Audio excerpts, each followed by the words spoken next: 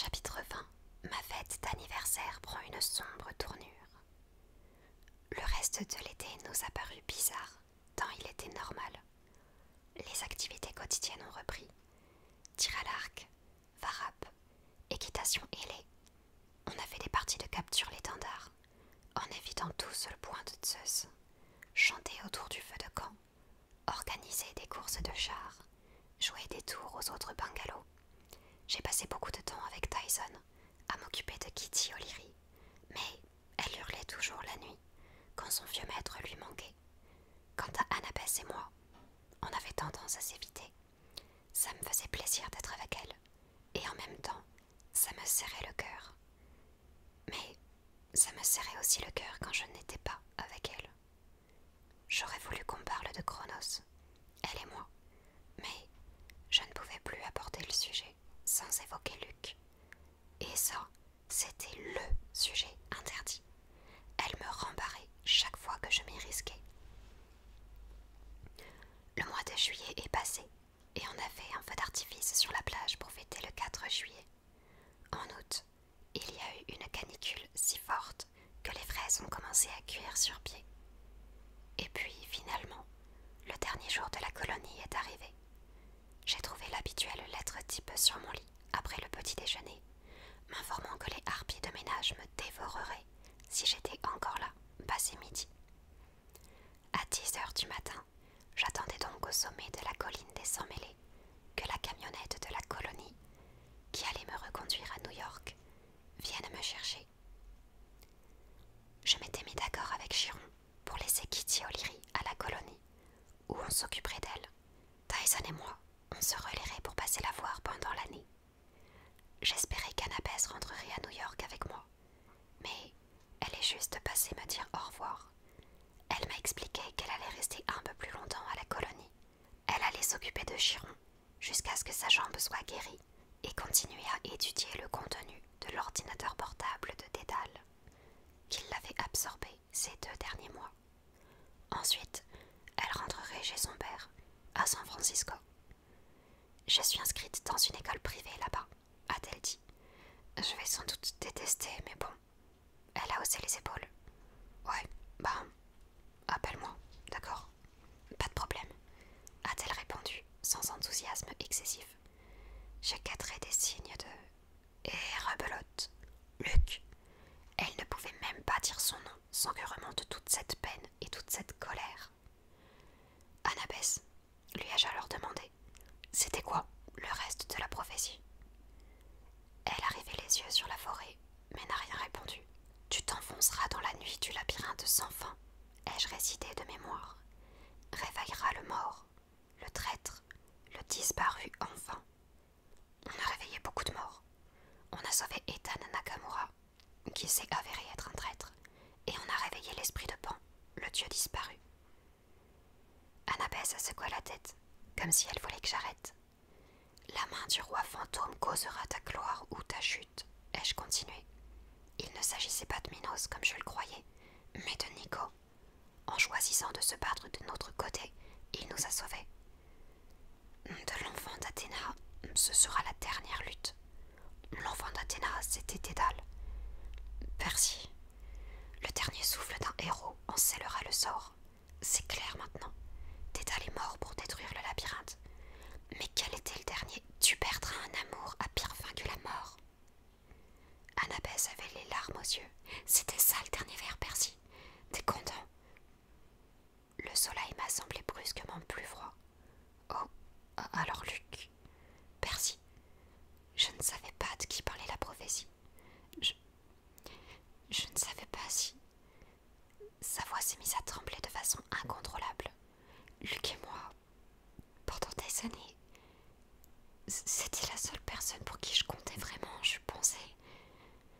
Avant qu'elle puisse terminer, un sentiment a empli l'air juste à côté de nous, comme si une main invisible venait de tirer un rideau d'or. Tu n'as pas à t'excuser, ma chérie. Une grande femme en robe blanche, une natte noire sur l'épaule, était apparue au sommet de la colline. Héra, a dit Annabeth. La déesse a souri. J'étais sûre que tu trouverais les réponses, a-t-elle dit, et tu les as trouvées. Ta quête est un succès. Un succès, a rétorqué Annabeth. Luc n'est plus, Dédale est mort, Pan est mort. En quoi notre famille est hors de danger, a insisté Hera. Tous ces autres, ils sont mieux là où ils sont maintenant, ma chère. Je suis fière de toi. J'ai serré les poings, j'en croyais pas mes oreilles.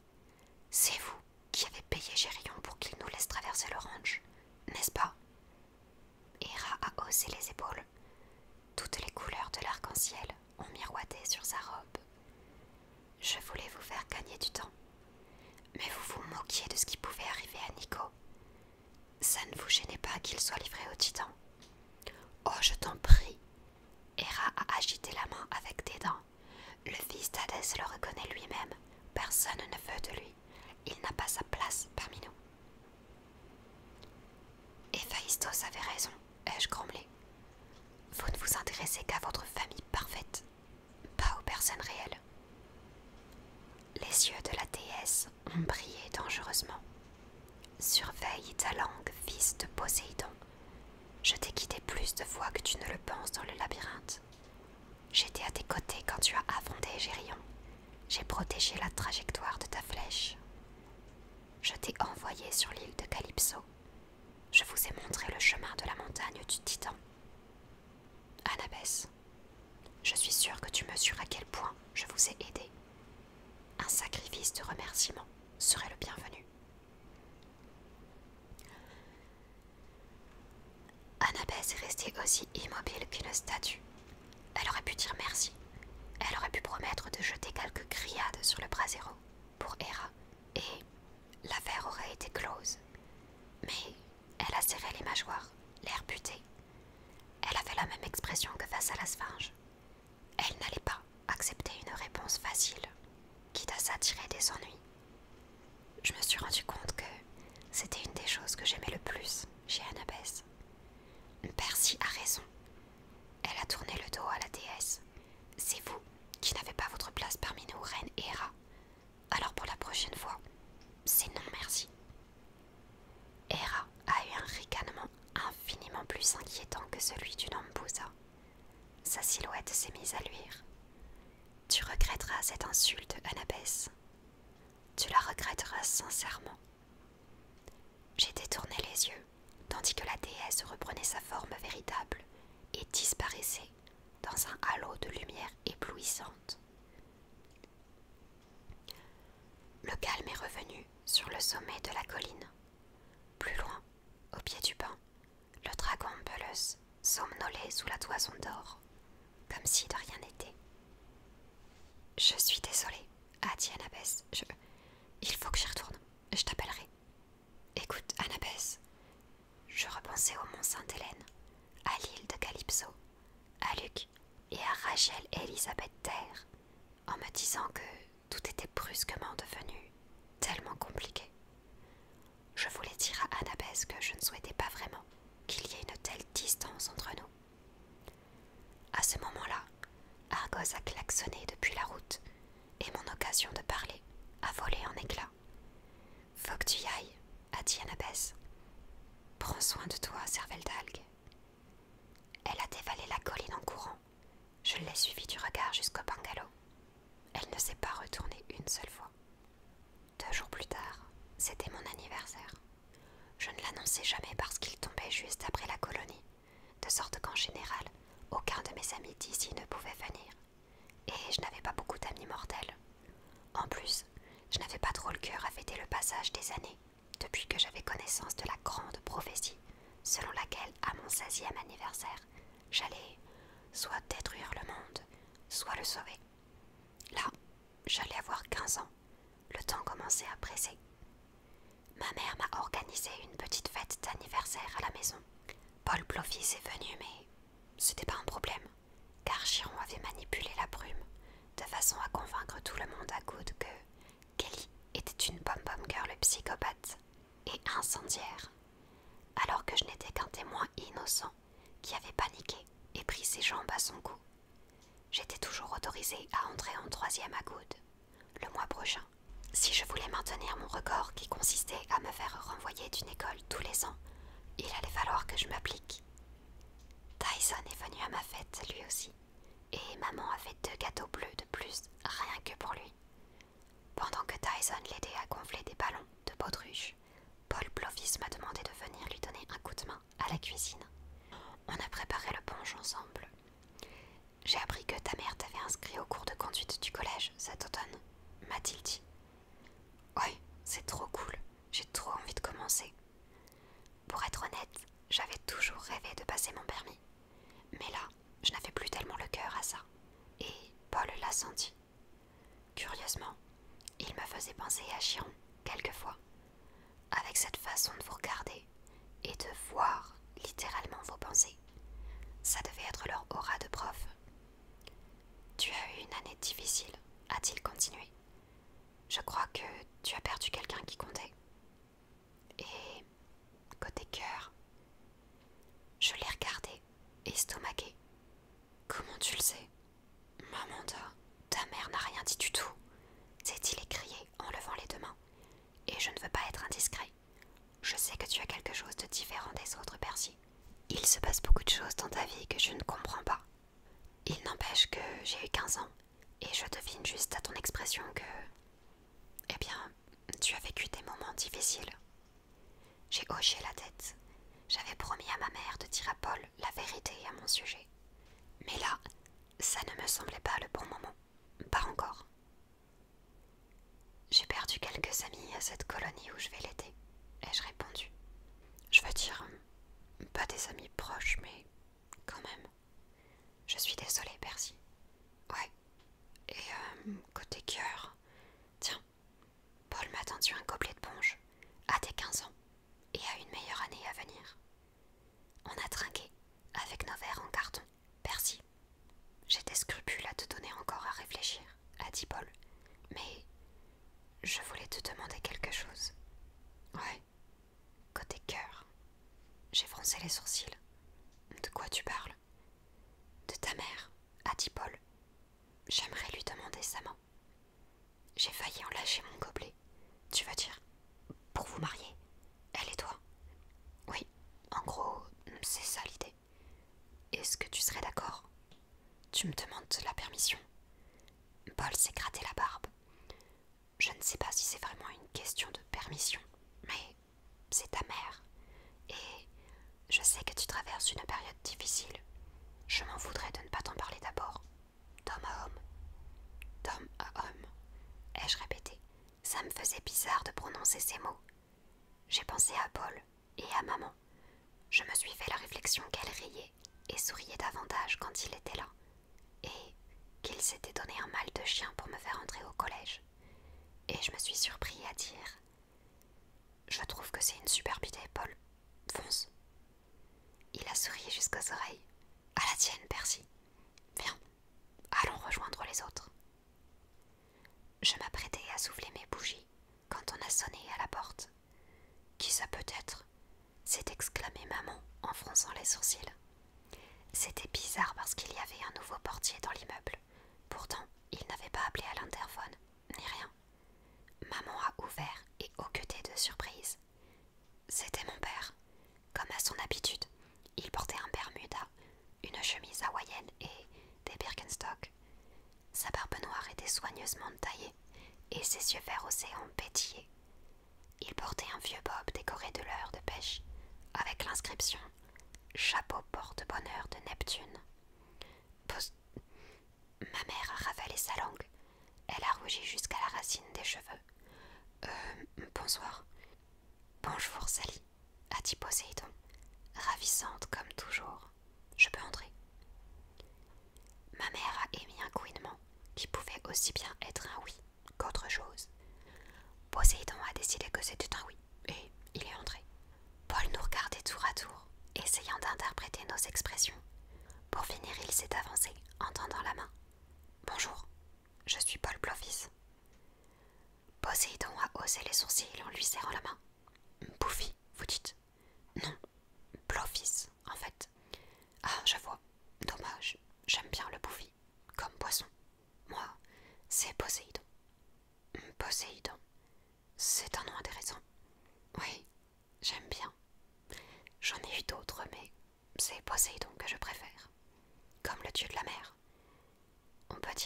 ça, oui. Bon, a interrompu ma mère. On est ravis que tu aies pu passer. Paul, c'est le père de Percy. Ah, a fait Paul en hochant la tête, même s'il n'avait pas l'air très content. Je vois. Poséidon m'a souri. Bonsoir, mon garçon. Et Tyson. Salut, fiston. Papa. Tyson a traversé la pièce en courant et sauté au cou de Poséidon, qui a failli en perdre son chapeau de pêche. Paul, on est resté bouche bée. Il a dévisagé maman. Tyson est pas mon fils, a-t-elle garanti. C'est une longue histoire. Je ne pouvais pas rater les 15 ans de Percy, a dit Poséidon. Si on était à Sparte, Percy serait un homme aujourd'hui. C'est vrai, a confirmé Paul. Avant, j'enseignais l'Antiquité. Une étincelle a brillé dans le regard de Poséidon. Une antiquité. Voilà ce que je suis. Sally, Paul, Tyson. Ça vous ennuie si je vous emprunte Percy quelques instants. Il a passé un bras autour de mes épaules et m'a entraîné dans la cuisine. Une fois seul avec moi, il a cessé de sourire et m'a demandé: Tu vas bien, mon garçon? Ouais, ça va, je crois. J'ai entendu des histoires, a dit Poséidon, mais je voulais entendre directement ta version. Raconte-moi tout. Et c'est ce que j'ai fait. C'était déconcertant, parce que Poséidon m'écoutait avec une concentration totale. Son regard ne s'est pas détaché un seul instant de mon visage. Quand je me suis tue, il a hoché lentement la tête. Ainsi, Chronos est bel et bien de retour. La guerre tous azimuts est pour bientôt. Et Luc, ai-je demandé, est-il vraiment mort? Je ne sais pas, Percy. C'est extrêmement troublant. Mais son corps est mortel. Vous ne pourriez pas le détruire définitivement. Poséidon a paru perturbé. Mortel peut-être, mais Luc a quelque chose de différent, mon garçon. Je ne sais pas comment il a été préparé pour recevoir en lui l'âme du titan, mais il ne sera pas facile à tuer. Pourtant, je crains qu'il faille le tuer si on veut renvoyer Chronos dans la fosse. Malheureusement, j'ai d'autres problèmes de mon côté. Je me suis souvenu de ce que m'avait dit Tyson au début de l'été. Les anciens dieux de la mer. Exactement. Mon royaume est le premier touché par la bataille, Percy. En fait, je ne peux pas rester longtemps. Au moment où je te parle, l'océan est en guerre, contre lui-même. Je déploie des efforts considérables pour empêcher les cyclones et les typhons de détruire votre monde en surface. Tant les combats qui font rage en dessous sont violents. Laisse-moi descendre, ai-je dit. Laisse-moi vous aider. Poséidon a souri, et ses yeux se sont plissés. Pas encore, mon garçon. Je sens qu'on va avoir besoin de toi ici. Ce qui me rappelle un truc. Il a sorti $1 des sables de sa poche et me l'a fourré dans la main. Ton cadeau d'anniversaire. Fais-en bon usage. On peut faire usage d'1 $ des sables. Oh que oui. De mon temps, on pouvait acheter un tas de choses avec. À mon avis, tu t'apercevras que c'est encore vrai. Si tu t'en sers dans le bon contexte. Quel contexte? Quand le temps viendra, a dit Poséidon, je pense que tu le sauras. J'ai refermé les doigts sur le $, des sables, mais il y avait quelque chose qui me travaillait toujours. Papa, ai-je dit, j'ai rencontré Ante quand j'étais dans le labyrinthe. Il a dit qu'il était ton fils préféré, et il a décoré son arène avec des crânes et il me les a dédiés, a complété Poséidon. Et tu te demandes comment quelqu'un peut faire de telles horreurs en mon nom. J'ai hoché la tête, un peu gênée. Poséidon a passé sa main burinée sur mon épaule. Percy, il y a des êtres médiocres qui commettent beaucoup d'horreurs au nom des dieux. Ça ne veut pas dire que nous, les dieux, nous approuvons ce que nos fils et nos filles accomplissent en notre nom. En général, ça en dit plus long sur eux que sur nous. Et toi, Percy, tu es mon fils préféré. Il a souri, et soudain, être avec lui dans la cuisine, ça m'est apparu comme le plus beau cadeau d'anniversaire que j'ai jamais reçu de ma vie. Et maman m'a appelé dans le salon. Percy, les Les bougies sont en train de fondre. Il faut que tu y retournes, a dit Poséidon. Mais il y a une dernière chose que tu devrais savoir, Percy. Cet incident sur le mont Sainte-Hélène. J'ai cru une seconde qu'il faisait allusion au baiser d'Annabès, et j'ai rougi, avant de comprendre qu'il parlait de quelque chose d'autrement plus important. Les éruptions continuent, a-t-il dit. Typhon s'agite. Il est très probable que bientôt, d'ici à quelques mois peut-être, dans un an, dans le meilleur des cas, il se libère de ses chaînes. Je suis désolée, ai-je dit. Je ne voulais pas. Poséidon a levé la main. Ce n'est pas ta faute, Percy. Ce serait arrivé tôt ou tard, maintenant que Chronos a entrepris de réveiller les monstres anciens. Mais sois bien conscient que si Typhon revient dans la bataille, ce sera sans aucune mesure avec tout ce que tu as connu jusqu'à présent. La première fois qu'il est apparu, il a fallu toutes les forces de l'Olympe réunies pour le combattre, et on l'a emporté de justesse. Cette fois-ci, lorsqu'il va ressurgir, c'est ici qu'il viendra, à New York. Il marchera droit sur l'Olympe. C'était pile le genre de merveilleuse nouvelle que je souhaitais recevoir pour mon anniversaire. Mais Poséidon m'a tapoté dans le dos, comme pour me dire de ne pas m'en faire. Faut que j'y aille. Bonne soirée d'anniversaire, mon garçon. Ni une ni deux, il s'est transformé en brume, et une douce brise marine l'a emporté par la fenêtre. Ça a été du boulot de convaincre Paul que Poséidon était parti par l'escalier de secours. Mais, comme les gens ne peuvent pas se volatiliser jusqu'à preuve du contraire, il a bien été obligé de nous croire. On s'est gavé de gâteaux bleus et de glace jusqu'à n'en plus pouvoir. Puis on a joué à des jeux ringards, du genre charade mimée et Monopoly. Tyson n'arrivait pas à piger le principe des charades mimées. À tous les coups, il criait le nom du film ou de la personne qu'il essayait de nous faire deviner. En revanche, il s'est avéré très fort au Monopoly. Il m'a éliminé en 5 tours. Puis, il a entrepris de ruiner Paul et maman. Je les ai laissés jouer et je me suis retirée dans ma chambre. J'ai placé une barre de gâteau bleu sur ma commode, puis j'ai retiré mon collier de la colonie des sans-mêlés et je l'ai posé sur le rebord de ma fenêtre. Il y avait maintenant 3 perles enfilées sur le lien de cuir qui représentaient mes 3 étés à la colonie. Un trident, la toison d'or et la dernière, un dédale complexe qui symbolisait la bataille du labyrinthe. Comme les pensionnaires avaient commencé à l'appeler, je me suis demandé ce que serait la perle de l'année prochaine et si je serais encore là pour la recevoir, si la colonie allait survivre jusqu'à l'été prochain. J'ai regardé le téléphone sur ma table de chevet. J'ai pensé à appeler Rachel Elisabeth Dare. Maman m'avait demandé si je souhaitais inviter quelqu'un d'autre pour ce soir. Et j'avais pensé à Rachel. Mais je ne l'ai pas appelée. Je ne sais pas pourquoi. Cette idée me terrifiait presque autant qu'une entrée du labyrinthe. J'ai tapoté mes poches et je les ai vidées. Turbulence, un Kleenex, mes clés de l'appartement, puis j'ai palpé ma poche de t-shirt et senti quelque chose à l'intérieur. Je m'en étais pas rendu compte, mais je portais le t-shirt en coton blanc que Calypso m'avait donné à Ogigi. Ce que j'ai sorti de ma poche était un bout de tissu. Je l'ai déplié et j'y ai découvert la bouture de dentelle de lune. C'était un simple brin, flétri, après ces 2 mois, mais j'ai tout de même senti le léger parfum du jardin enchanté de Calypso. Ça m'a rendu triste. Je me suis rappelé la requête qu'elle m'avait adressée avant mon départ. Fais un jardin pour moi à Manhattan. D'accord. J'ai ouvert la fenêtre et je me suis glissée sur l'escalier de secours. Ma mère y gardait une jardinière. Au printemps, elle y mettait des fleurs, en général, mais là, il n'y avait que de la terre en attente de nouvelles plantes. La nuit était claire. La lune brillait sur la 82e rue.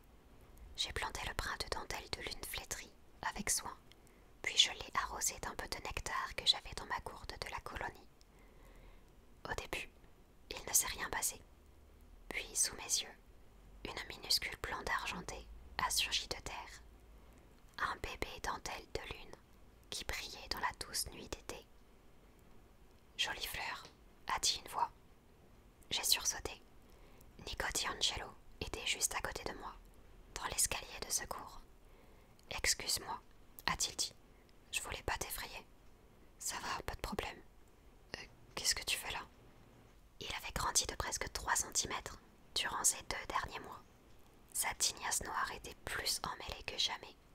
Il portait un t-shirt noir, un jean noir et une nouvelle bague en argent en forme de crâne.